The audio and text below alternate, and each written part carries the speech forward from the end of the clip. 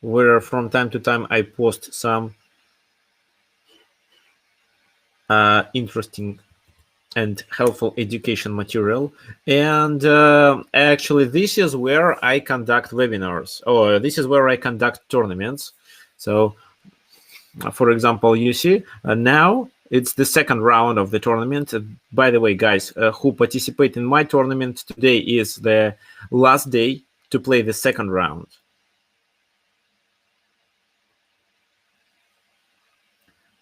So everything is published here. So and another important thing. So for those who can't attend webinar but want to find them, there is a live stream here. Here it is. So webinar 70, and you can also find it on my YouTube channel. So this is the link for my YouTube channel. Oh, sorry.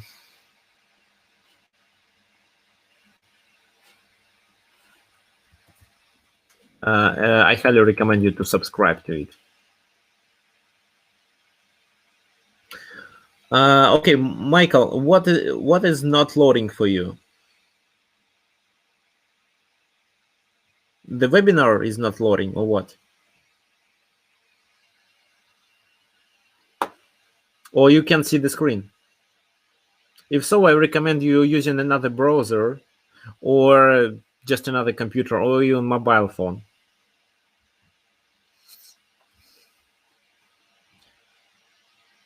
I can actually, yes, I can.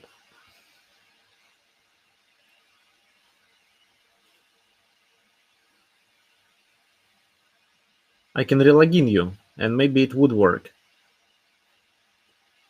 Yes, should be fine, maybe. Okay, fine. No, and of course my YouTube channel. This is the link.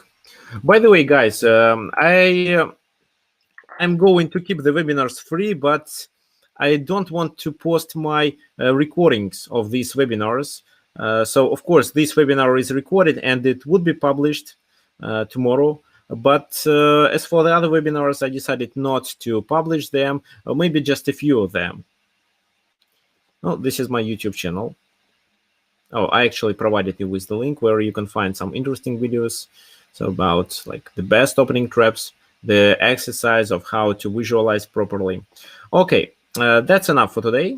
I mean, stop promoting. Let's learn how to attack with the edge pawn. The screen crashed. Let me check it.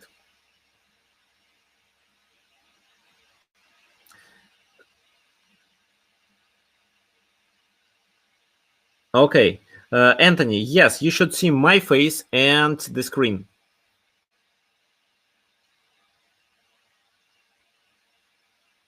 I don't want to publish them because I think in such a case, people don't attend the webinars. They, for example, think that, okay, oh, I don't want to go and visit the webinar. I'll better watch the recording. And later they forget about the recording. So you see the effect of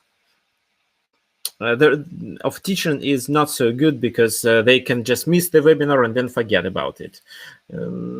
So that's why maybe I will send the recordings only for people who are really interested in it.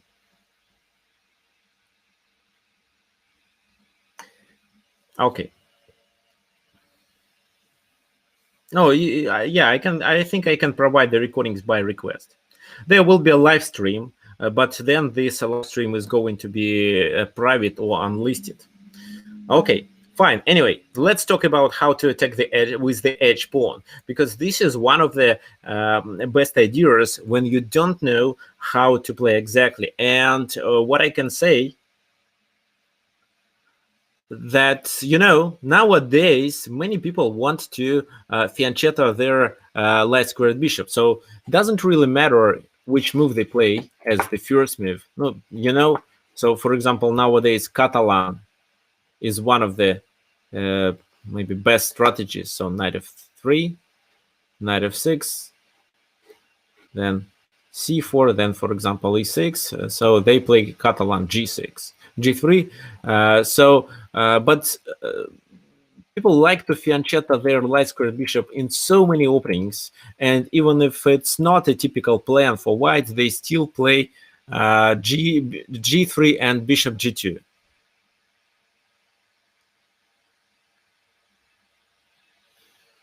That's why our plan with the h-pawn move, so h5, h4, and so on, attacking here with the idea maybe to open the line, maybe to weaken the king, should be good. So that's why it makes sense to learn it. First of all, we are going to analyze the game between Piotr Boboras from Poland versus Konstantin Landa from Russia. e4, c5. So Landa was playing with black pieces. Knight f3, e6. Starts like Kan Sicilian or maybe Polson Sicilian. And then knight c6 was played.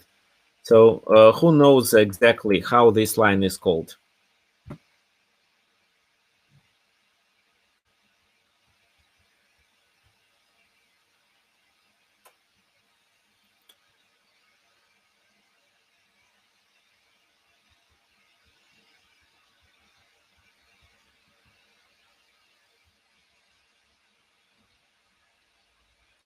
Taimanov, Sicilian Kan? No, it's Polson Sicilian. It might be Taimanov. Yes, it could be Taimanov, but if knight c3 is played and then queen c7, it's Polson Sicilian. If, for example, in this position, instead of knight c3, they play knight b5, g3, something else, then it's Taimanov. But knight c6, queen c7 without a6 is Polson Sicilian. However, the ideas here are similar to what we have in Kan Sicilian. And of course, it's not dragon, because when the dragon is played, black fianchettas his dark squared bishop. But you see, when e6 is played, it doesn't make sense to fianchetta, usually. However, some of the ideas, some ideas of playing e6 and g6 exist in modern chess, and some people like it, but not in this position, because e6 already weakened the d6 square. So if we fianchetta the bishop, we are likely to weaken this square and too much, and he can occupy it with one of his pieces. Okay, so knight b5 is not a big problem because of queen b8, and then this knight gonna be chased with a6 b5, which is in black favor. So that's why black is okay to play queen c7 immediately, because they have a good square for the queen to hide it. So bishop e3 was played in this position. a6, bishop d3, b5, castle, bishop b7, queen e2 is not a good move in this position, but why not? I can't even say that this is inaccuracy. Knight f6 and king h1. So this is one of the typical strategies, and I'm sure you can meet it in many games, even if you play Kan Sicilian or Polson Sicilian or Cheveningen. And we came to a certain position where black needs to decide which plan to follow.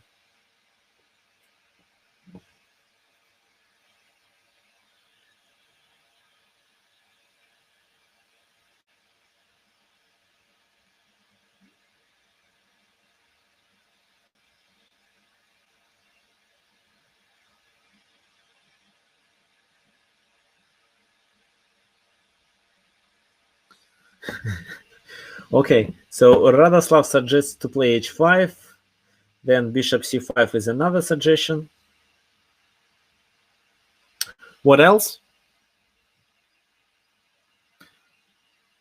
Knight b4 gaining. Yes, knight b4 is a typical idea for such positions. Knight a5, knight c4 is another option. What? Castle queenside or what? Bishop d6. Bishop d6 in this position doesn't make much sense, because because white can play f4. f4 and then e5 is coming, so no, it's not a good idea. As for knight b4, yes, we can take on d3, but you see, so this bishop is not so good, and it's a possible plan, but definitely not the best one. Bishop e7 is just an ordinary move. Bishop e7, d6, and so on. No, knight a5 deserves attention with the idea to get it to c4, but in such a case, for example, f4, knight c4, and actually knight c4 is a blunder. Who knows why?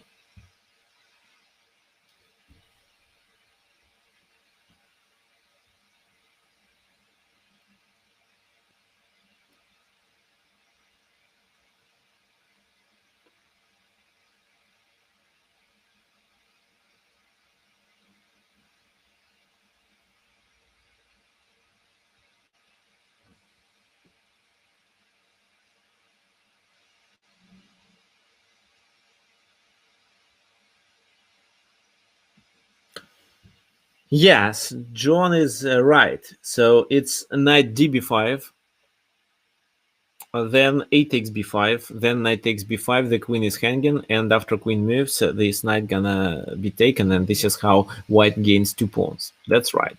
So that's why knight a5, let's say f4, and then rook c8 has to be played, for example, but then a5. No, b4 is a possible move in this position. If we play something like that, what do you think? In whose favor it is? White or black?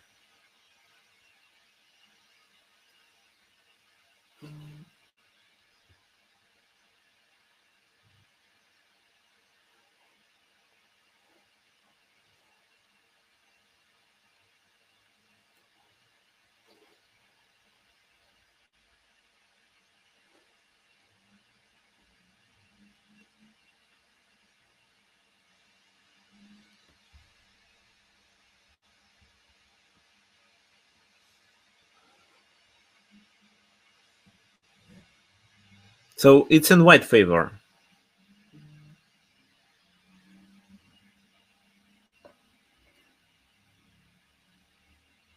It's in white favor because they can play a4 then to undermine our pawns. So if they don't want, if black doesn't want to lose the b5 pawn, what? Probably this move has to be played. But then a takes b5.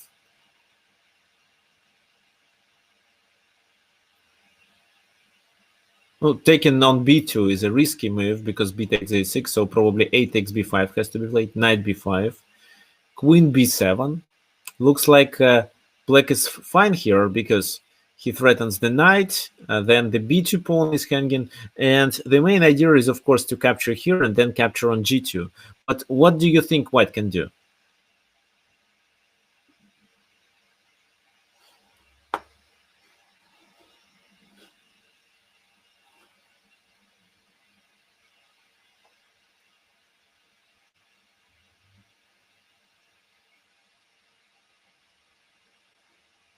Rook a7, queen b5.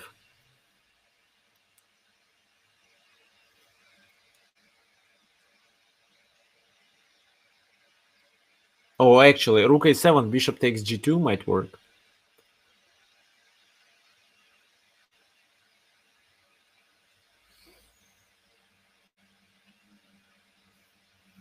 Now, what white should do? Yeah, okay, so rook a7, then, no, not bishop a7, but rook a7. Rook a7, what can I do? If I capture on b5, that's right, b3 will be played. So what if I capture here? No, if queen takes, I trade the queens and then capture on e3 and gain the material. So king g1, then bishop takes here, attacking the queen.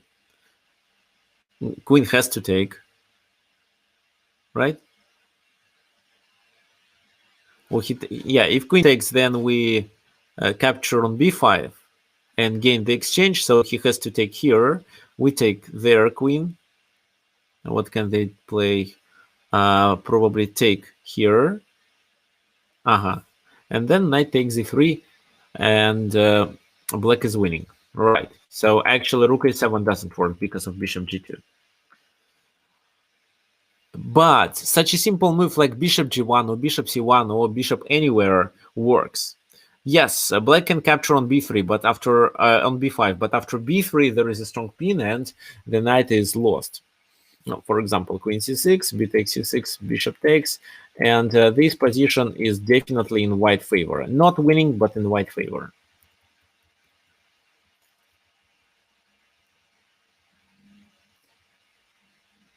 So actually knight c4 doesn't work.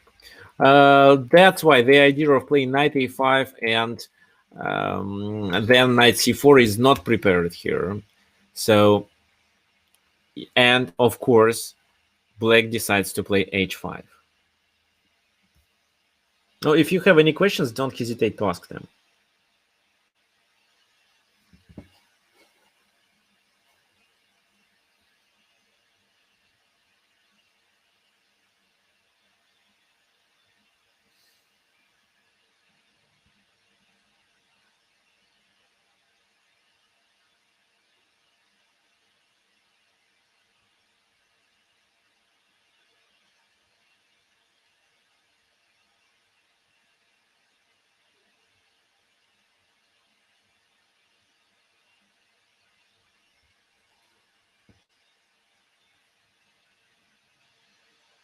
Is the g-pawn going to do anything? No, it's only the g-pawn who attacks. Yes, so it slightly weakens the king, but we are not going to castle kingside immediately. We may castle kingside, but only if we think that it's safe enough. We can keep the king in the center or castle to the other side of the board, to the queen side. So that's why. What's the idea of h5? Who can explain?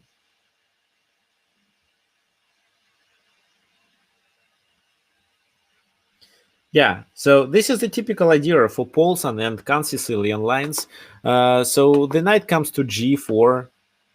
This is a good spot from where it may...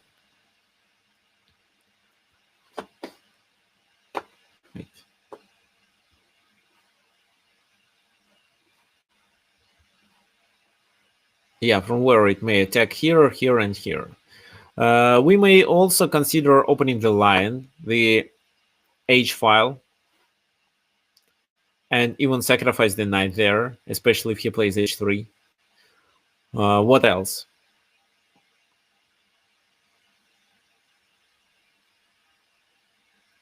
Oh, okay, you'll see what happened then. So h5, they played knight c6, bishop takes c6, bishop d4, and we continue with h4. What do you think? Does this move make sense for white? Looks like a typical idea. No, no. Bishop d6 for a battery doesn't make sense because if you play bishop h2, it's not a checkmate. It's just a useless move with your bishop. So how to react on h3? Because this is what I expect people gonna play against you in case if you decide to attack them with the h-pawn. Knight h5 creates problems. It may create problems, but the pawn is on f2, so the g3 is covered. Or you mean knight h5, knight f4? That makes sense, by the way. But what move exactly we can play in this position? Knight h5 or what?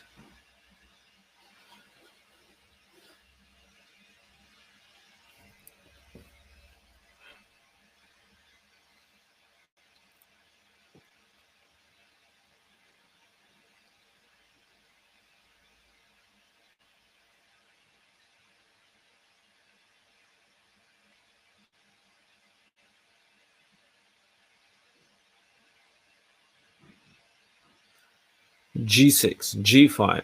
Okay, but wait, these moves blunder the knight on f6. You can play like that. Okay, Marcel is thinking of queen f4 with the idea of bishop d6. Okay, yes, I agree with you. You are absolutely right. Queen f4 should be played. So queen f4. Then they what? Have to... No, they may play queen e3, trade the queens, which is actually okay for us. Because after trading the queens, we can play b4, chase the knight, and capture the central pawn. So that's why bishop e3 should be played. Queen e5. And then the most logical move for white is f4. However, it's fine for us because we provoked them to play f4 and they weakened the g3 square, and now knight h5 looks really strong. Even if he plays bishop f2 or something like that to prepare, the f4 is another weak square in this position, so the pawn will be a weakness. Okay, the question is, how about queen h5? So you mean here, queen h5, you want to trade the queens? Wait a sec. No, yes, that could make sense. So, for example, no, they of course they don't take. They'll play something like what, for example?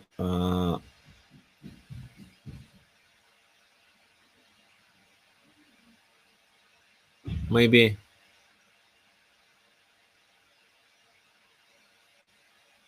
something like that, because if then you decide to trade queens, knight captures, and then knight h5 is not so good. Then, for example, a4, c4, here c4 looks really good.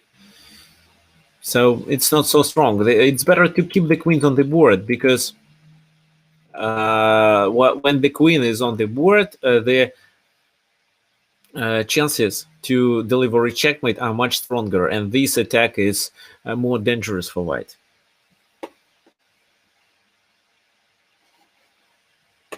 And you see, in this position, after queen e5, for example, he has to play a4 because his e4 pawn is hanging, and as well we want to capture, to play b4 and chase the knight, and only then capture on. So, but of course, h3 is a mistake. It's difficult to realize for a club player, but for a strong player like candidate master, FIDE master, and of course the grandmaster, it's obvious that h3 here is a mistake.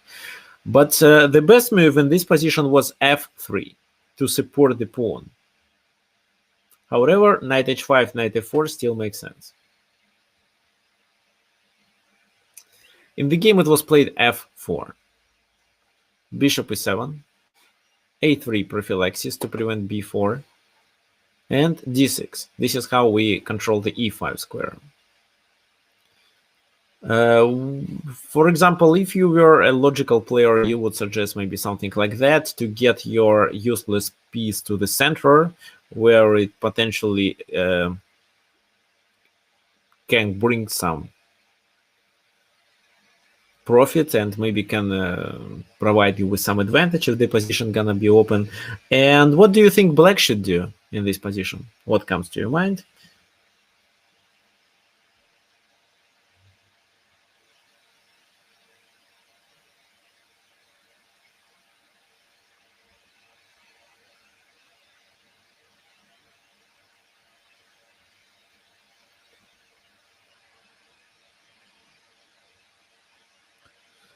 h3 or knight h5. Okay, what else?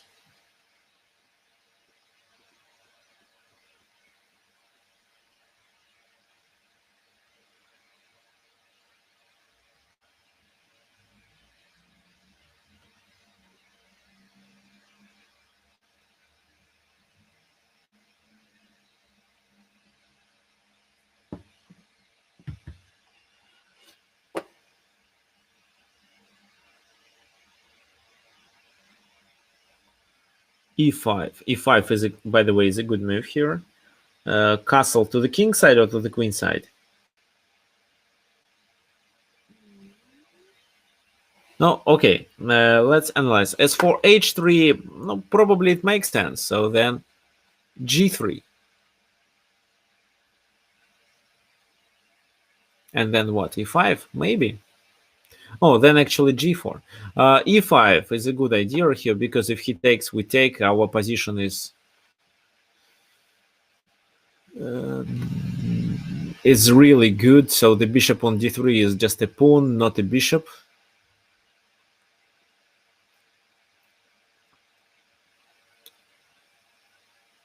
Our pieces are good. We can castle kingside, for example.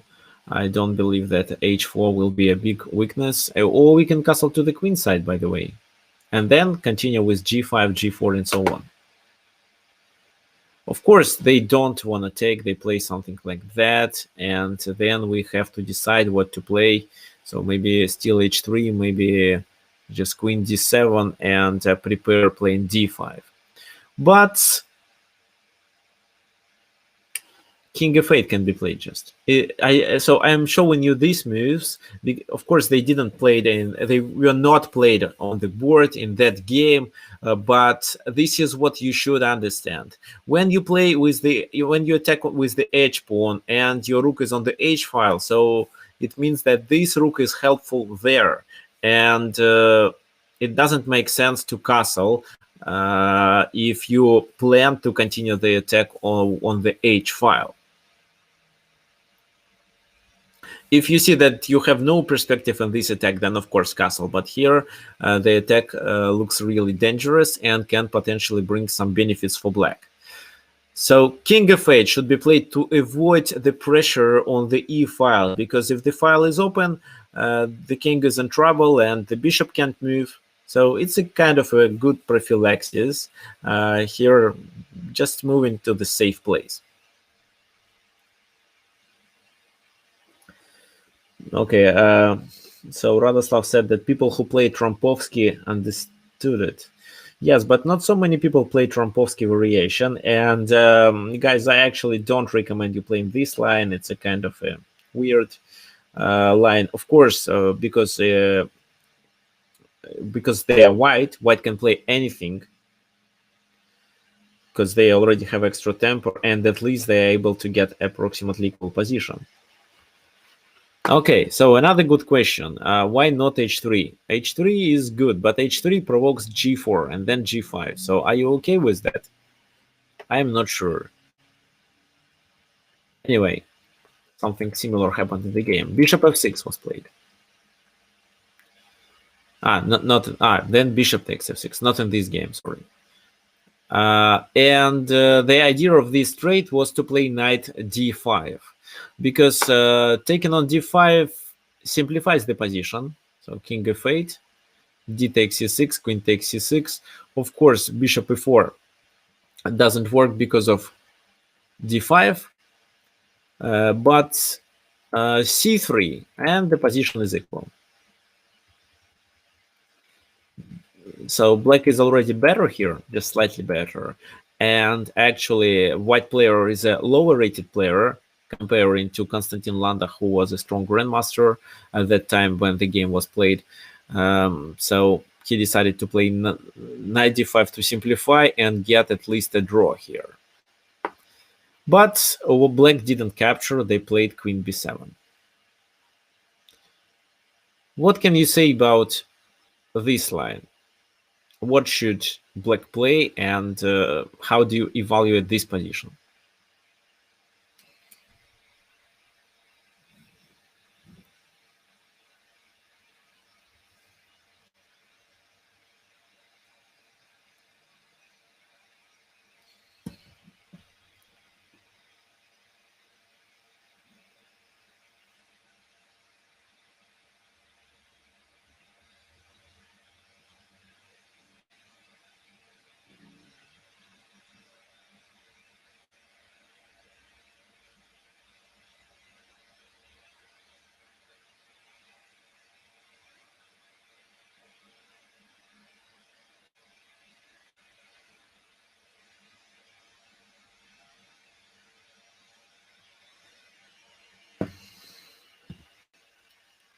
Castle queenside?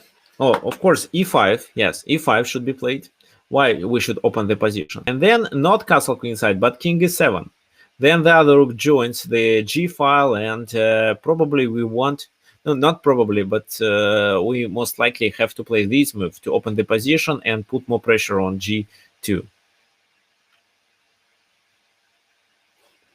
Right. Okay. So there is something that we missed. There was a question. So why h3 is bad? h3 is bad because of knight h5, and then knight comes to g3, which is quite dangerous. That's the answer. Let's now go through this line. So of course they didn't take on f6, but they played knight b4. What can you say about bishop takes on b2?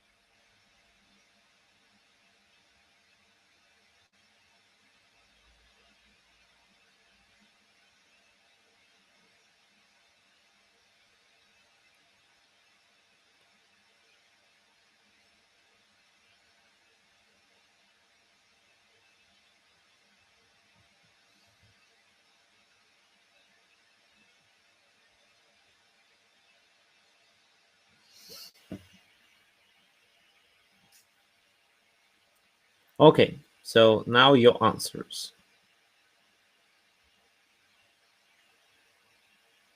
Yes, it opens the queen side, and black wants to.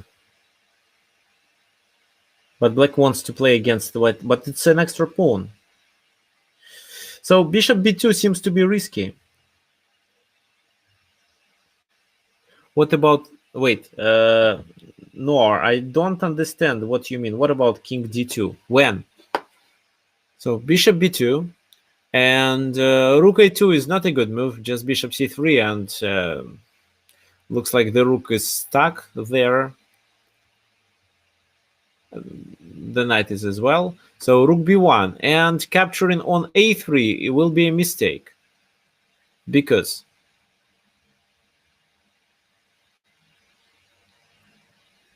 knight c6, queen c6, and what do you think? Which move white can play in this position?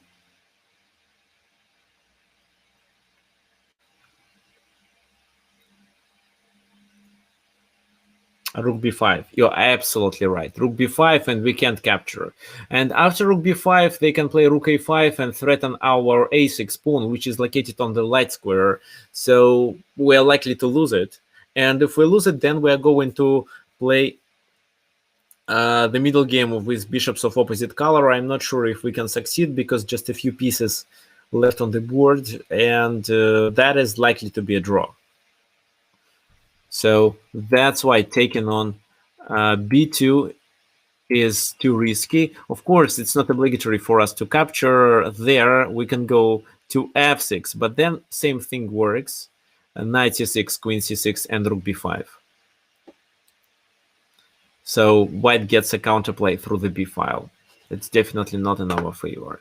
So that's why here we play h3 to provoke opening the diagonal, g3, which is not the best move. I believe g4 was better, and later you see. So bishop comes to d7, just to save the bishop because it's a helpful piece, especially when white weakened the king. c3 to protect the pawn on b2. Bishop d8. What's the idea of this move?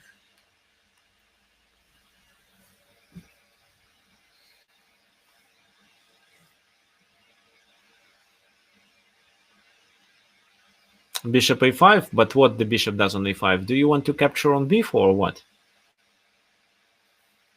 Yes, definitely bishop b6. So you see, after c3 is played, the bishop is not doing much on f6. Let's replace it to a better spot, which is definitely b6 in this position, preventing the king to move to g1.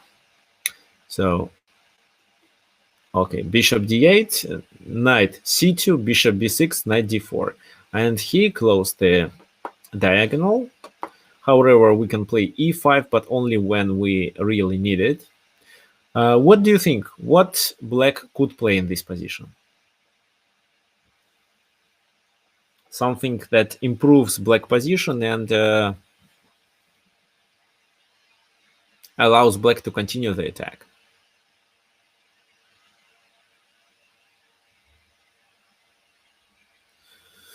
Oh, d5. If you play d5, then e5, of course, is the reaction. So you see how to open the diagonal. It's totally blocked, and the knight cannot be taken. I mean, it can, but pawn replaces it, and that's it. So the king is not weak in such a case. So d5 is a bad move here. Queen e7, queen e7, knight f3 just. No, it's f5 with the idea to open the diagonal. So probably rook a d1 or rook a1, and then we can castle and continue the attack on the king side. For example, a4, bishop takes d4, c takes d4, king b7. They take, we take here, trade the bishops, and white always have to think about the weakness on g2. And black, that's why black could be slightly better. However, in this position, black played another good move. It was castle, and yes, after black castled, white immediately played this move. g4. Of course, he could save the tempo and play g4 first. And yes, g4 is played to stop f5. However, bishop d4, c takes d4. Oh, you know, the advantage of a bishop pair is that no, one of the advantages of having a bishop pair is that we can always trade one bishop for a knight at a certain moment where we really need it. For example, like it is in this position. And then f5. Rook ac1, rook c8. Rook takes rook, rook takes rook. G takes f5, e takes f5. Oh, bishop b1 was played in this position. And just a kind of prophylaxis. And black replied with rook e8, putting more pressure here. And at this moment, white made a critical mistake that cost him a game. The position is, of course, in black favor, but it's not enough to win the game. And if white plays properly here, he could defend the position. However, the best move that white can play requires the analysis and a lot of calculations. Yes, king g1 was played by white, and that was a mistake.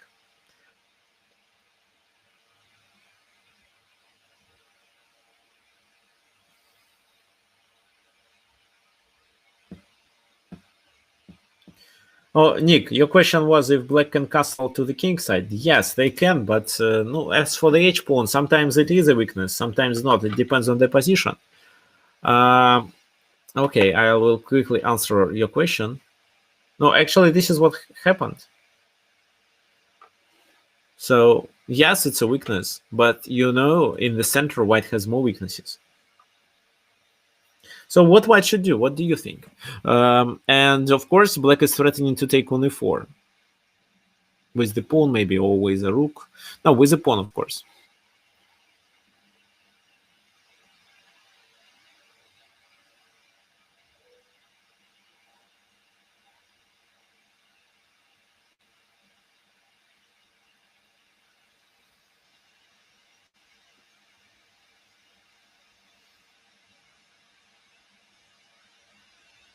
No, d5. d5 is a bad move, Marcel.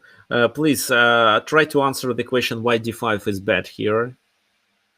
I'm sure you can find it yourself. No, rook e1.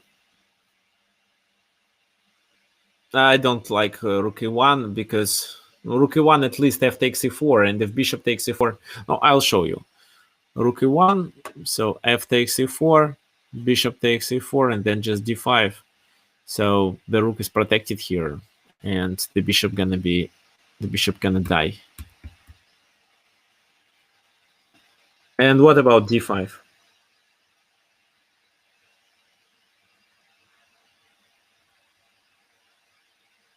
Yes, queen d5, exactly. So queen f3, we capture here, and the h pawn is protected. The best thing you can do is to play queen there, but wait a sec. Black is already pawn up. So black is likely to win, and for example, they can do it with this move order.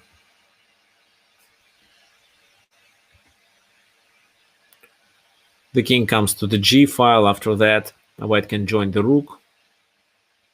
Oh, actually, no, it's a blunder because rook takes f3. So probably we should do something else.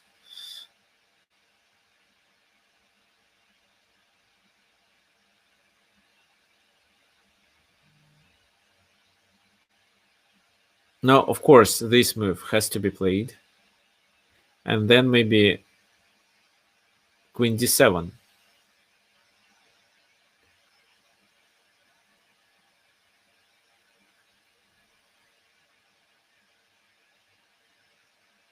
Or rook e6. It's difficult to suggest a move for white in this position. So let's say, I don't know actually. Rook g1 maybe. Rook g1, bishop f3, of course. Bishop e4 is a bad move. Rook e1, bishop f3. Check on a2, d5. Yeah, I don't know. No, let's say b4.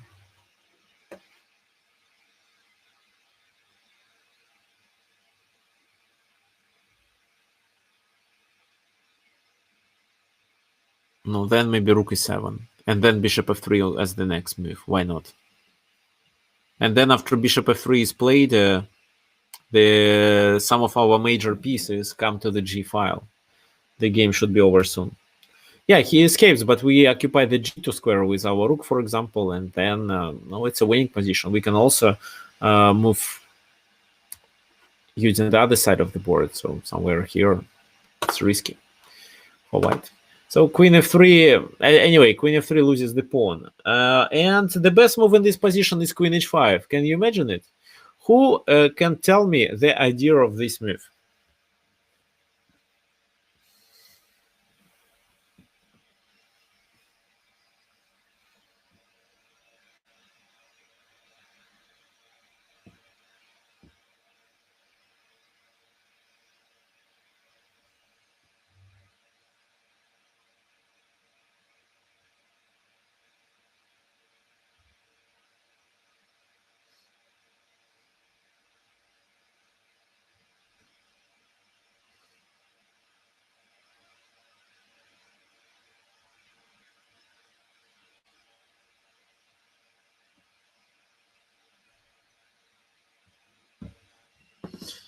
Yeah, the idea is to play bishop a2. So, for example, f takes e4, just bishop to a2. If the king moves, queen f7 is made. d5 cannot be played, just bishop d5. Bishop e6 cannot be played because of queen takes rook.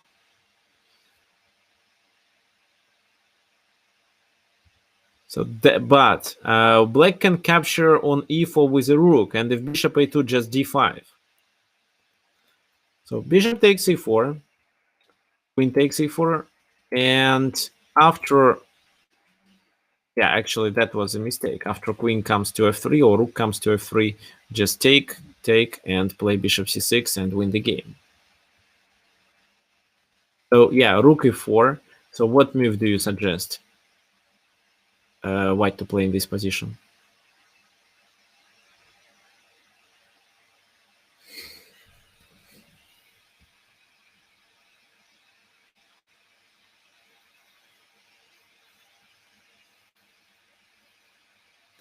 Maybe bishop a, yeah, bishop a2 maybe. Then d5, rook g1, rook takes d4. So black is better. Two extra pawns, and of course the position is in black favor. Moreover, it's not obligatory to capture on d4 right now. This pawn can be taken later.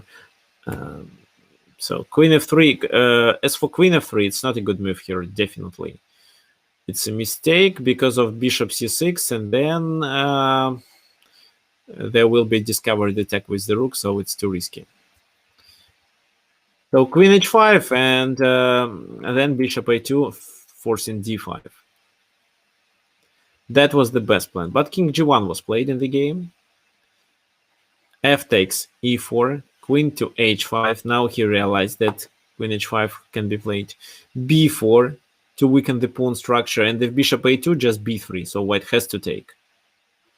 And rook e7. So the rook is not hanging. That's why if now bishop a2, bishop e6 is enough to protect black's position.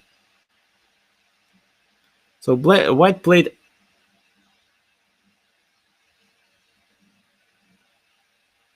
this move, f5.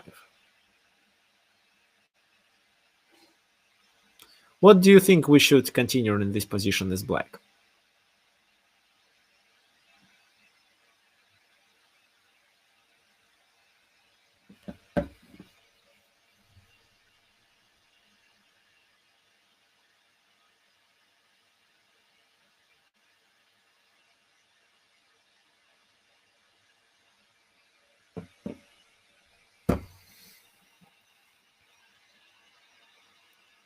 e3.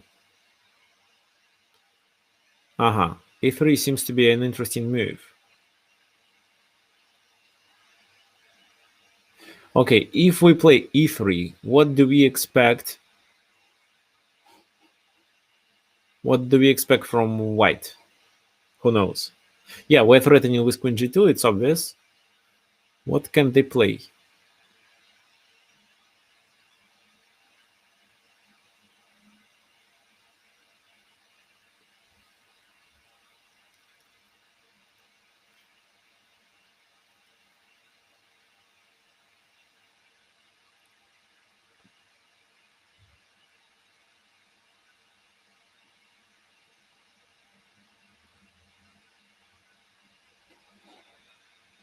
Okay, so for some reason I can't make this move on the board. Something went wrong with my chess base. F5, E3. So bishop A2 probably. Bishop A2, bishop A6 maybe.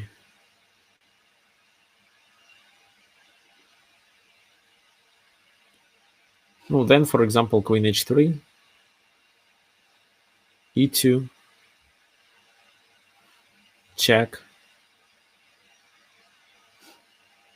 Yes, and then D5. No, then maybe just rook goes here because the queen has to stay on B7 and protect on D5.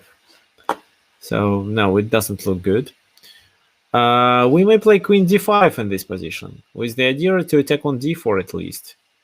And there is nothing they can do. Maybe rook D1, but then bishop F5 is fine. So they play queen G5. Queen D4 check, king H1.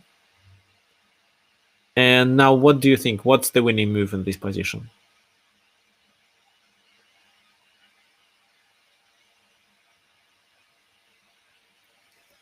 Queen B2? Well, queen B2 looks good, but let's say rook G1, for example. Rook G1 actually is not a threat. But yeah, maybe rook G1.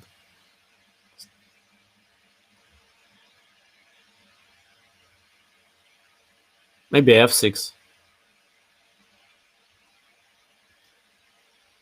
Yes, the winning move in this position is bishop C6 because E3 is unavoidable. So rook C1, E3. Rook has to take, but then queen D1 leads to a checkmate.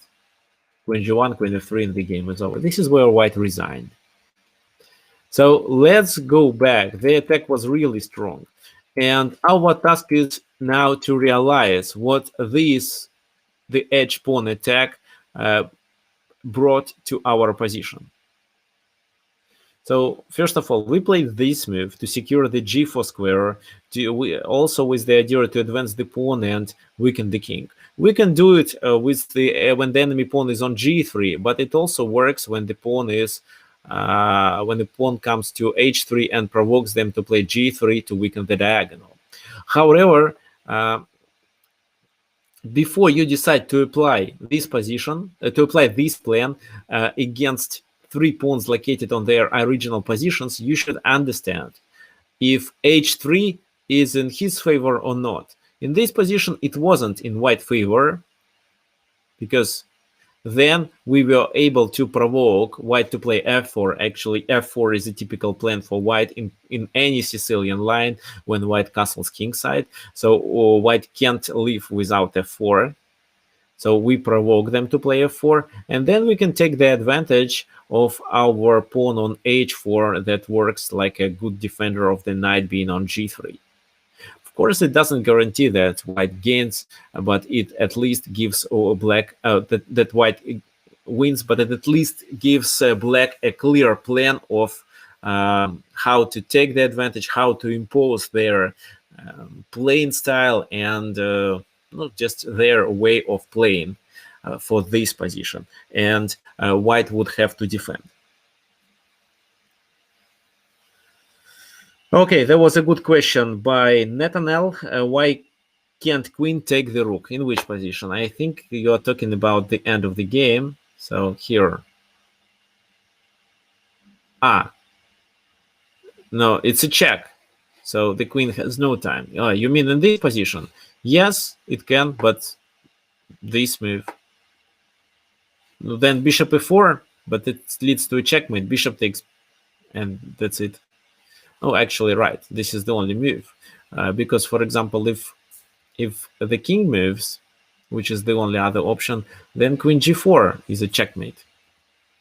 So bishop goes there, bishop takes bishop, king to g1, and then e2 check. So the only move is to block, but then we promote and checkmate. Okay, is there any opening with h5 where h5 is played often? I think I can say that this is French defense, the advanced variation of French defense, when sometimes black plays h5.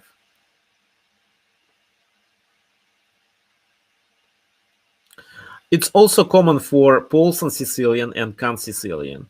For example, because I play Can Sicilian, usually I also used to play this plan. However, sometimes I play it when it's not required by the position. Okay, fine. So let's continue with the next game.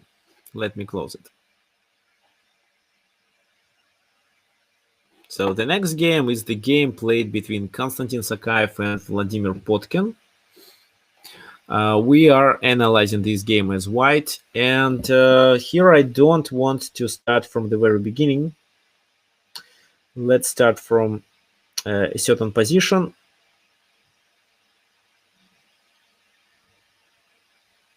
No, actually, yes, here we have to start from the very... no. It's this position, so it's move number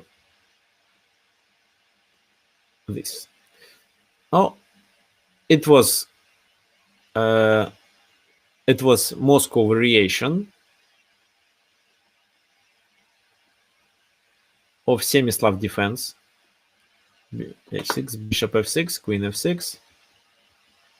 Oh, typical position. So yes, black doesn't have enough space, but they can undermine the center with c5.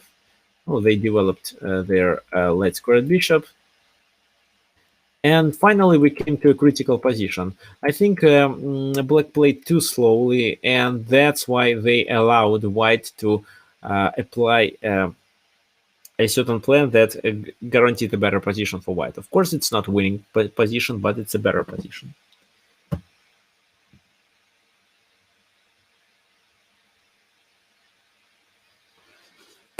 Now, f4 is the bird opening, right? What else are you asking here? Bird. c4 is English, okay.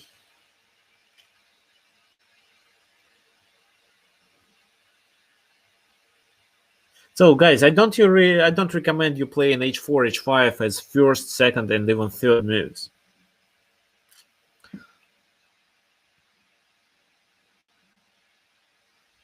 However, I want to show you something. Just wait a sec. New board window. So, for example, if you look at this position, so c4, e5, English opening.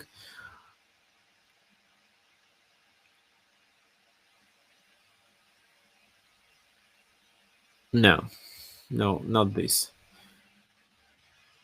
Knight f3, d5, c4, d4.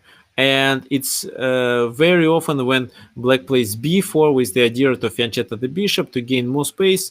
And in this position, the move that I recommend, and it's actually the move that is popular nowadays, is g5.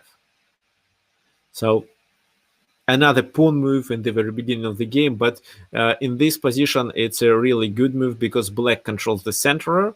And so black sacrifices the pawn, but actually it's not a sacrifice. It's easy to gain this pawn back, or at least to get the initiative for that pawn. Because after knight takes on g5, e5, and b4, so you see these two pawns are hanging. And this is what I recommend playing, and it's published in, yes, it's shown in my course, how to beat first move knight f3.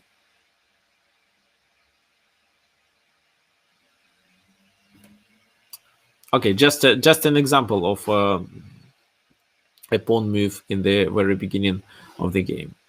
So we are analyzing this position. What do you think white should do? Let's come up with a plan.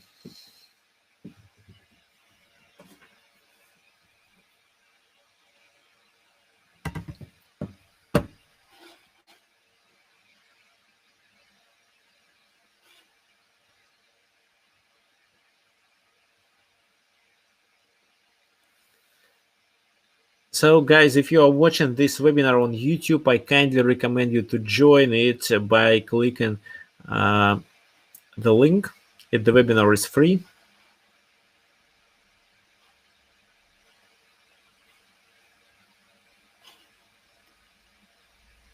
The link is in description. Or I can also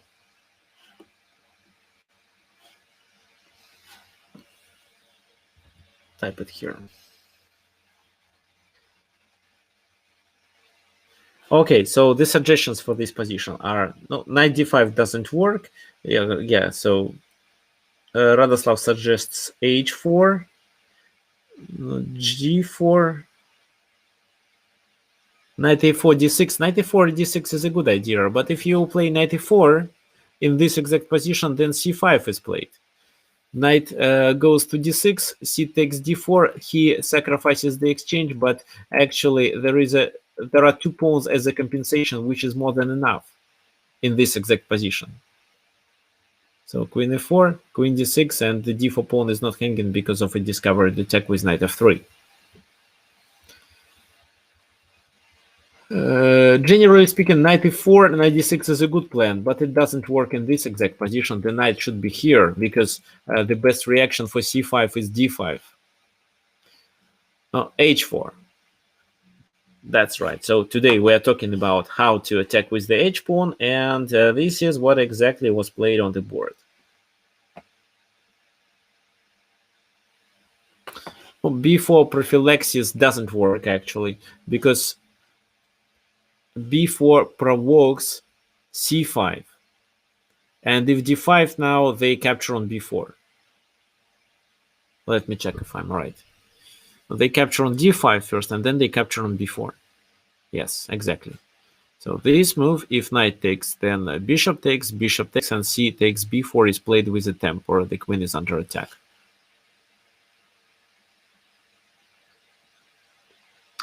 So h4, c5, d5. And black played c4 with the idea to block the bishop. However, here you may notice that this pawn is already on h6. What does it mean? It means that it's no longer supports the g6 pawn. That's why it's now easier for us to attack the g6 pawn, and we play h5.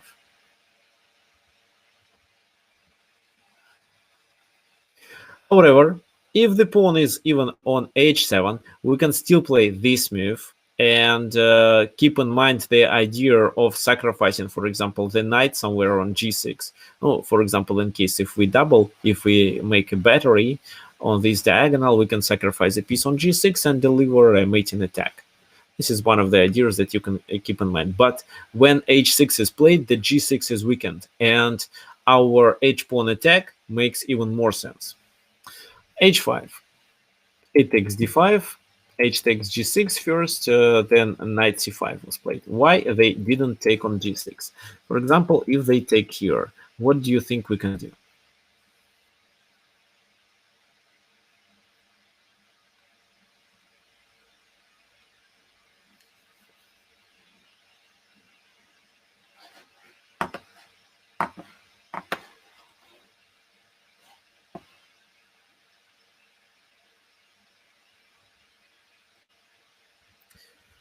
So to take on g6 with a queen right now, well, that makes sense, of course.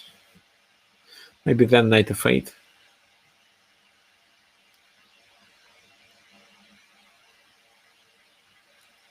Or maybe rook c6. However, rook c6. Yeah, rook c6. Why not? Yeah, I still believe knight f8 is the best move. But how to deal with these pawns, d5, c4?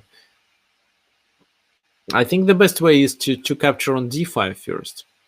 So if they don't want to lose a temper, they have to take. Then we capture with a rook, and the g6 pawn is still hanging. So probably king h7. But after a rook ed1, we put the pressure on their position. So for example, rook d6 and then capture on g6.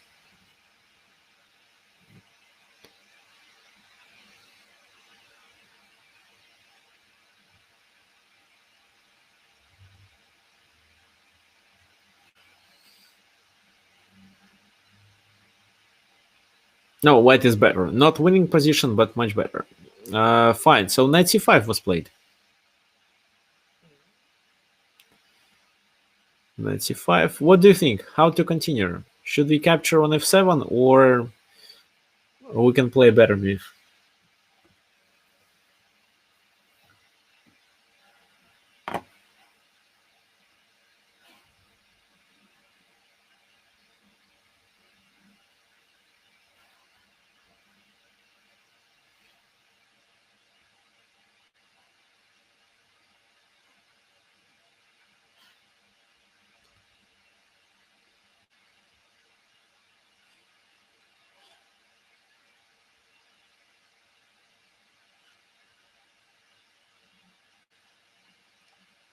Okay, hello to everyone who recent us just recently. Hello to everyone who joined us recently. So today we're talking about the edge pawn attack, and the question for this position is how to play. Should we capture on f7 or we can find a better plan? So g takes f7, knight d4 by Frank, bishop b1. So of course we can capture on f7, but it's not the best move because then queen f7. So we didn't gain anything. Bishop b1 now, and knight d3. However, this position is in our favor. Even if we sacrifice on d3, we still threaten queen h7 check, and then e6, e7, and so on. Oh, they're gonna do this. We check on h7, king f8, and after knight h4, the position is almost winning.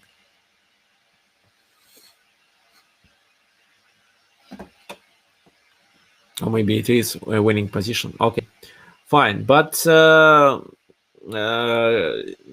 Konstantin Sakaev is a such player who doesn't want to calculate lines if he knows that he can get a strong positional advantage playing in the most simple way. That's why he played d4, making this bishop a really bad piece.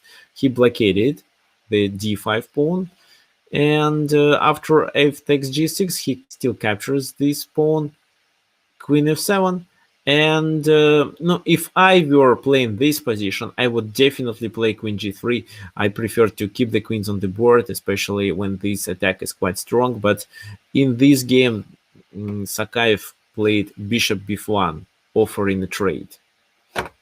Why? Because he just understood that in this endgame he is much better. And actually, this is what he demonstrated. Okay, so Chiranjib asks about rook d6 after knight h4. I understand what position you're asking about. So it's this line. Not rook d6, but rook c6, you mean? Or rook e6, maybe. Maybe rook e6. No, still knight g6. Knight g6, king e8. Oh, then bishop f5. I think it's enough.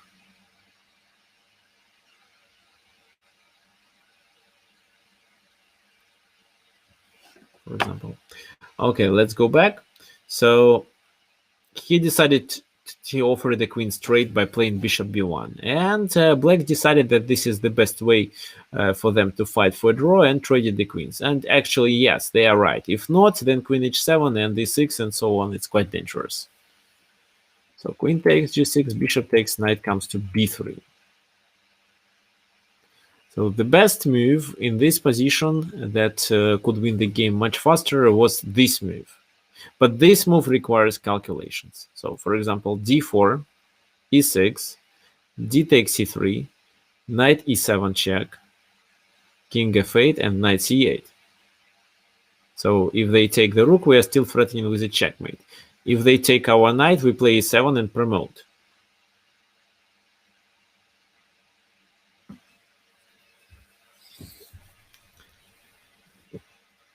But of course, this line requires calculation, and Sakaev decided not to calculate anything and played bishop f5.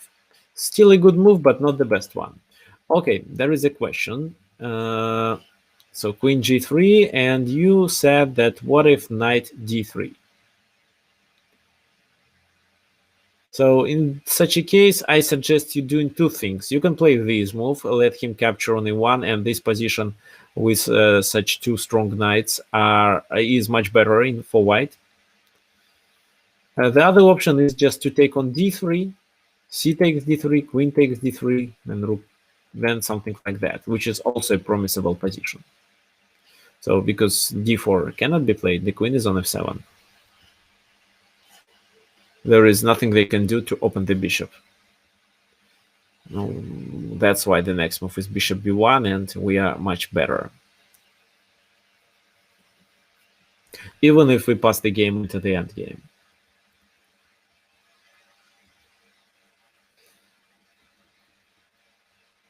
So he played bishop f5, rook b8, knight b3, and then he played slowly and positionally. Here, the f and e pawn decides the game. This is what he realized, and because of his high level, he was able to succeed. Now you can just look and realize that he didn't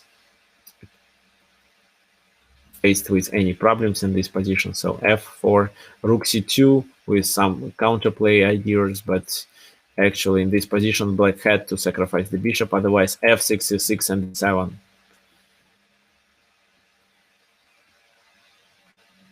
Rook e3, so king h2 prophylaxis, which wasn't important here, but again, it's just not to calculate the lines, just to play a simple move. So b2, for example, this move, the best move was this, but actually, of course, yes, exactly. So first we have to play.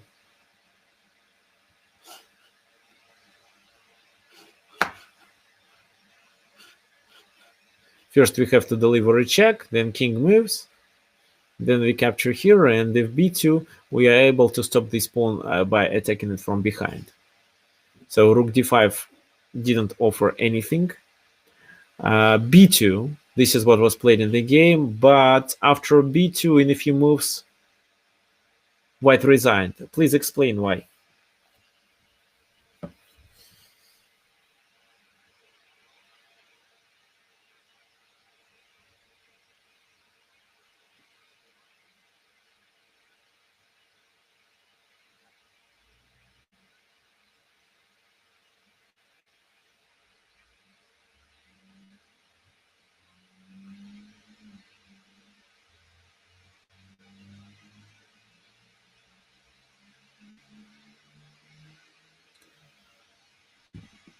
Yes, John is correct. Rook g3 creates a mating net. Rook g3, king h7, check, king h8, knight f6, and the game is over.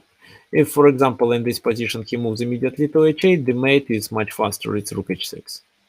So you see here, all the game, Konstantin Sakaev decided to avoid complicated lines, but here finally he calculated that b2 didn't work, and he found the proper plan and finally created the mating net. And in this position, white has to resign. Black has to resign. Okay, let's go back until to the moment when h4 is played. How to realize that this is a good plan? First of all, you may notice that the position is quite close. The d6 square is weakened, and maybe putting the knight there is a good idea. This is what I definitely agree. But in this exact position, the plan with knight e4 doesn't work because of the concrete ideas of black to play c5 and sacrifice the exchange. Another thing you may notice is that g6 is already played, and we are looking with our queen at the kingside, and we can create even a battery, what means that h5 weakens the g6 pawn, and we can occupy the h7 with our queen, potentially deliver, maybe if not a checkmate, then at least a dangerous attack.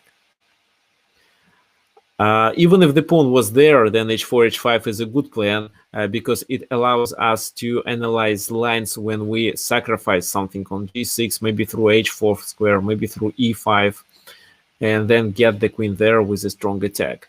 Why it's possible? Because of extra space and more pieces that can join the king side, we could have a material advantage on that side of the board. That's why our attack, no, I can say, is likely to succeed.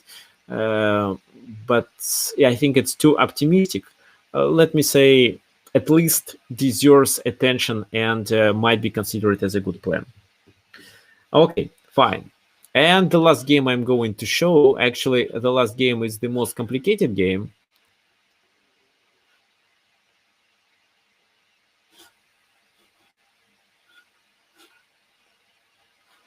The last game is the game between Anatoly Karpov and Lubomir Kovalek. No, yes, Radoslav. You are right. If you would like to have a good flank attack, the center should be closed. That is not. No, yes, you are right, but I would say the center. It's not obligatory the center to be closed. The center should be stable. What means that there should be no counterplay for your opponent in the center. If you believe that he can't obtain any counterplay, then you may attack. So yes, it's a stable center. Because I conducted one of the webinars where I demonstrated the position. It was Boris Spassky playing with white pieces, if I'm not mistaken, and the position was open, but he was advancing the pawns from his king and succeeded in this attack because there was no counterplay in the center. There was some counterplay on the other side of the board, but white was much faster. So, and Spassky succeeded with his attack, while black couldn't impose their way of playing on the queen side. Okay.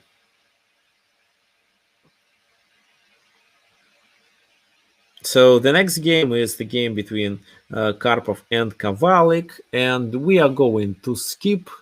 Karpov is to skip the first 19 moves. Actually, Karpov is playing with white pieces, Kovalek is black.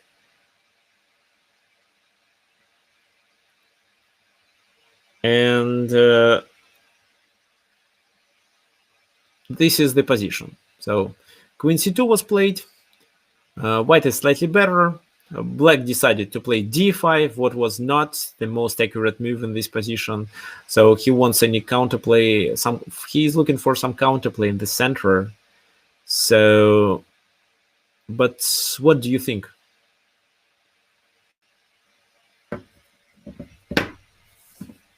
What white should do?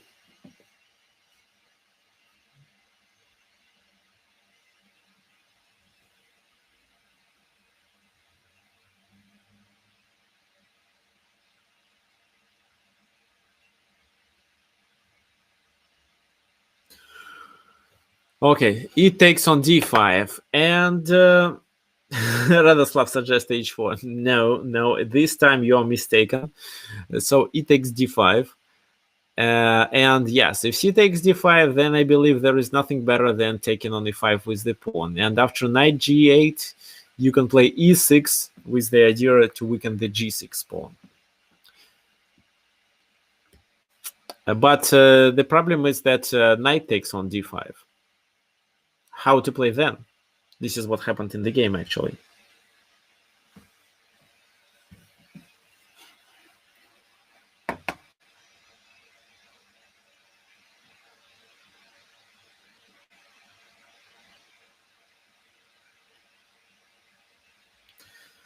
Knight h5, just bishop h8.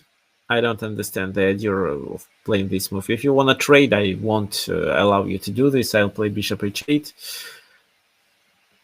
Who can come up with a plan? No, capturing on e5 will be a mistake that only simplifies the position.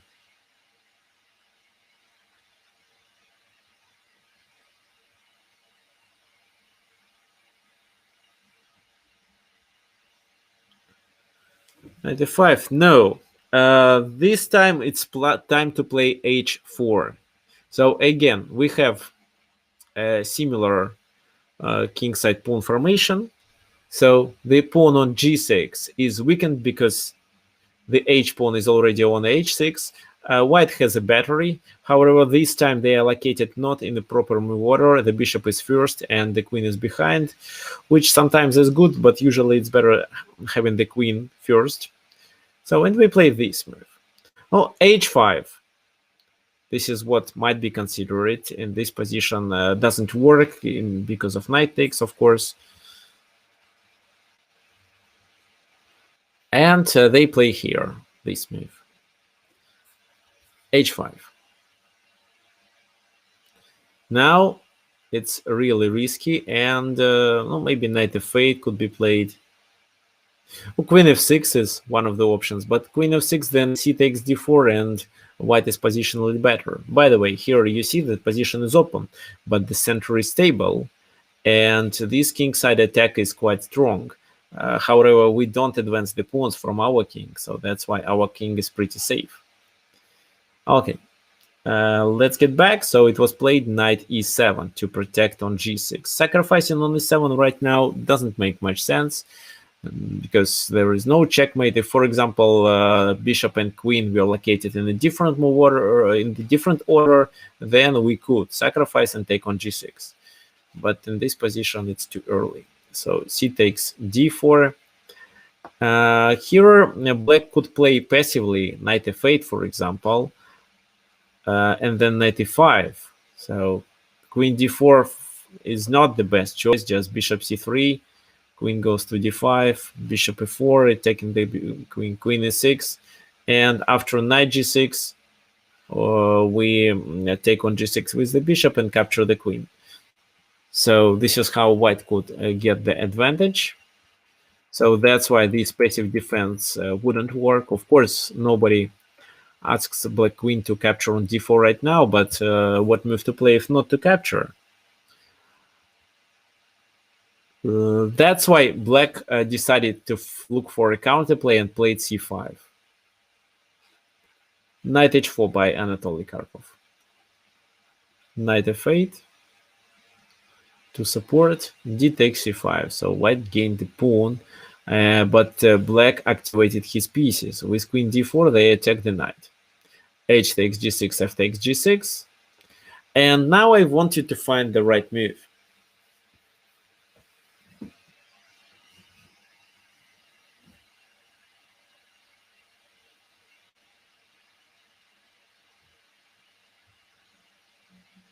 The move that guaranteed the winning position for black. Okay, so you guys suggest rook e7. What else can you suggest in this position? Rook e4. Rook e4, bishop e4.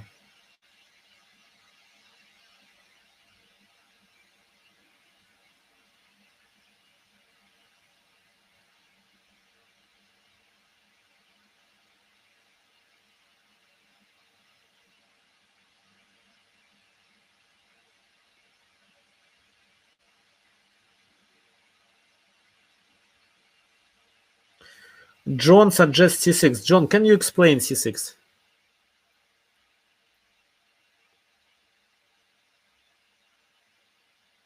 Bishop c3. Bishop c3, queen h4.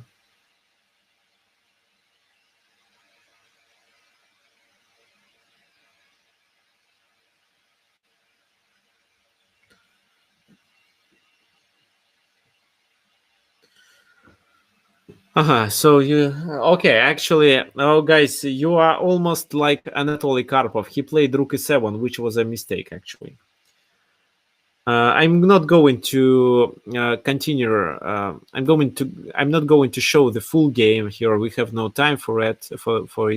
But I'm going to show how Anatoly Karpov could win immediately. So the idea of playing rook e7 looks good by the first glance, but it's not so good after you calculate a few lines. So, for example, rook e7, then knight g6, bishop g6, and the bishop on g6 is not doing much. This is what happened in the game. So you see, there is no strong attack anymore. Of course, knight f5 is a threat, c6 is a threat. So at least white is slightly better, but he's just slightly better. not much.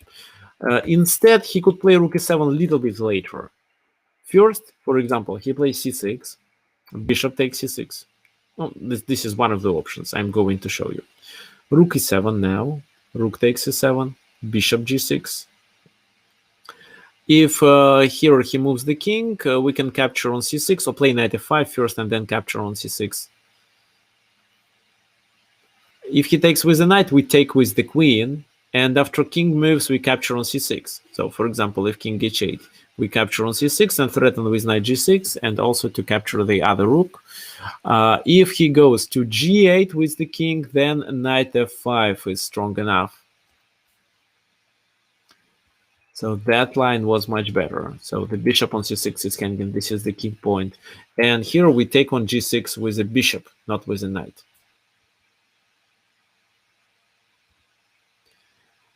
If not, bishop takes on c6, for example, if bishop c8, then still rook e7, rook takes e7, knight g6, knight g6, bishop g6, king g8, and in this position we win after bishop c3. So queen moves, doesn't really matter where, and then we take on b5. So we are down the exchange in this position, but actually these two pawns decide the game. b6 is the next move.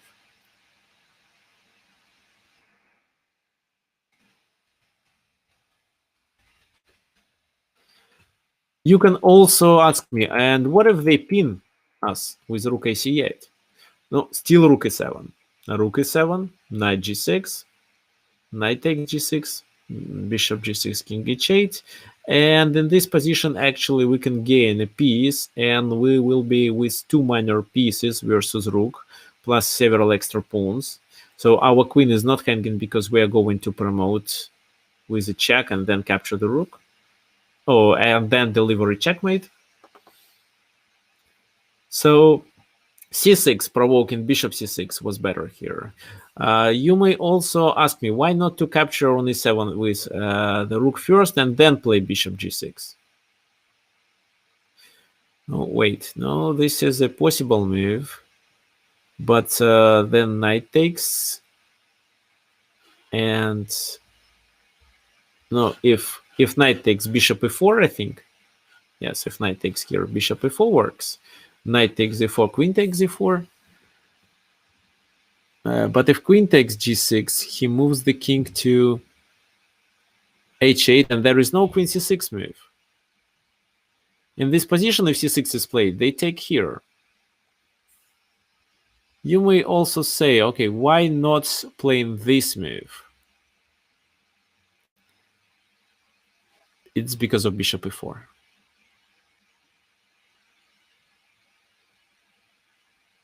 So knight e4, queen e4, knight e7, queen e7, and this position is just slightly better for white.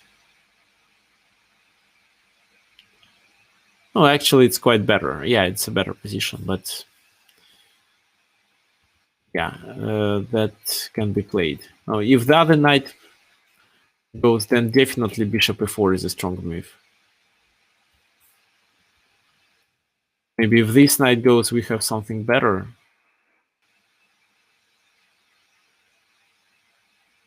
Maybe queen d2. No, queen d2 doesn't work.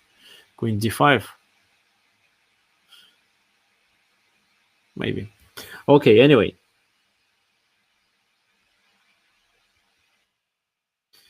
So c6 was a winning move. Instead, they played rook e7, knight g6, bishop takes g6, king h8, and c6 in this position. But now bishop c6, queen c6, and you see we are not attacking much. Only the rook on a8. Rook f8, bishop e3, rook takes e3, f takes e3, queen takes e3. No, they played a few more moves. So you see in this position, white has extra piece, but bishop g4, e5, and there is a strong pin. I'm not going to go into details. I just want to show you that finally they passed the game into equal end game and agreed for a draw. So you see, Anatoly Karpov could win this game. Yeah, this is where they agreed for a draw. But actually, he could win the game if only before sacrificing the rook for the knight, he plays an intermediate move with c6. And again, if we want to sum it up, so here we have a battery, and the g6 pawn is weakened, what means that we can push the h pawn and attack on g6. Okay, guys, looks like it's time for us to finish our webinar. Do you have any questions?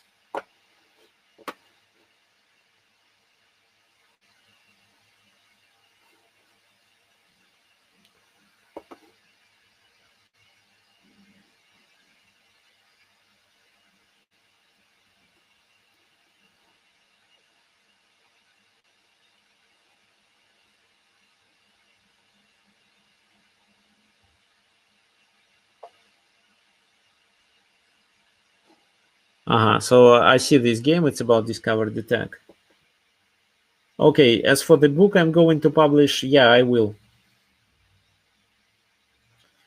Okay, thank you for attending the webinar. If you know that your friends might be interested in my webinars, you can also invite them, so they are still free for attendees.